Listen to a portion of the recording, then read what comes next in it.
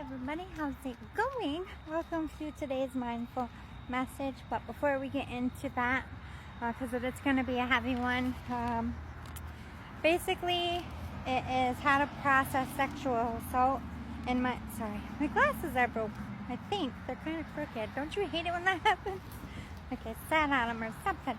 Anyway, this one is very heavy, and it's very generic because this is what worked for me, and some other people in my support group, things that I've picked up working with other people. But what works for someone might not work for someone else. That's why I made a list, so there would be something on here if you are experiencing that. But it is Patriots Day. I was not there during the initial attack of 9/11. I went up about 10 hours after. I don't live very far from the city. Basically, we were a bunch of teenagers. We snuck off, pretended like we were going to school, and we drove to the city, and we saw things we shouldn't have. This day it's very hard, and I can't imagine, the people that were firsthand. I saw the rubble, the aftermath. I can't imagine what it was like that day. So all of you out there, my fellow New Yorkers, Pennsylvanians, and DC people, my thoughts and heart goes out for you and all the families that lost. And it's just a hard day for a lot of people, but we want our people to be remembered, so it's something we deal with every year for, to make sure that everybody remembers how precious life really is. But I don't want to spend too much time on it. I just wanted to give it some acknowledgement. Let's get into the mindful message for today. When this happened to me, I was a child, and I never expressed as a child what happened to me. I got help when I was from 18 to 23 is when I really started acknowledging it slowly to people. And when it happened to me, I wasn't even a teenager yet. So I have experience in living with a secret, carrying it around like shame. And then I also have experience with learning to process it after brushing it away under the rug for so long. Just thinking about it and acknowledging it felt dirty, so I just kept pretending like it never happened, and I did that for as long as I could. I don't suggest doing that, so I want to help you out there. I want to help you take your power back and stand back up. I say this all the time. I am not a victim. I am a survivor. Nobody takes from me at the end of the day. This is just my body, but it is not me. So step number one, nothing you did ever condoned or made it okay. There was nothing you could have done to change that person's mind for doing that to you. That was 100% their responsibility. And a lot of the time, overcoming sexual assault takes work because we have to overcome this step of guilt. I should have fought harder. I should have known better. I should have gotten help. I should have said something. We berate and beat ourselves up. That is a part of the process of trauma. And I don't think anybody can overcome any kind of sexual assault until they can acknowledge. I don't care if you initiated the sexual activity. I don't care if you went back to this person's house. If at any point in time you said stop and they did not, you are not to blame. I don't care how much you had to drink. I don't care what the circumstances are. The only requirement for somebody to stop is for someone to say no, stop.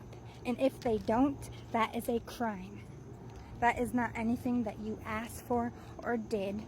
It doesn't mean because you are a female, or because you dressed a certain way, or because you live a certain lifestyle, or you're within a certain community, that it was okay for them to do that to you, or that they're a family member or somebody you trust. It was never okay.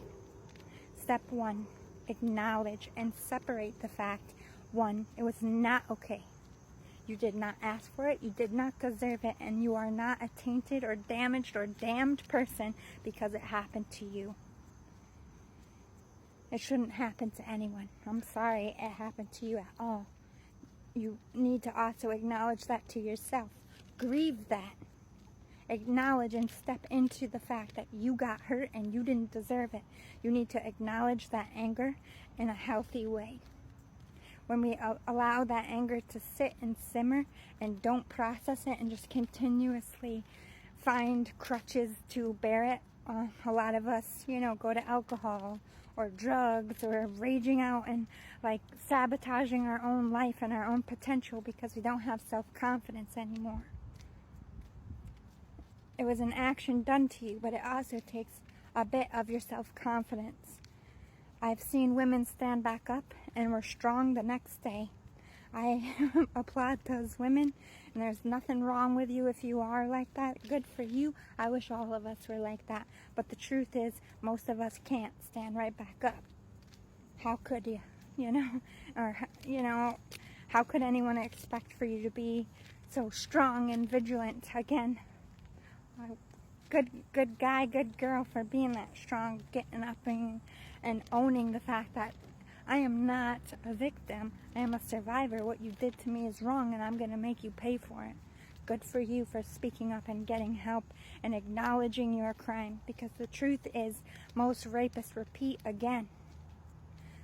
But if you are someone like me who holds a lot of my guilt, I held this because I didn't speak up.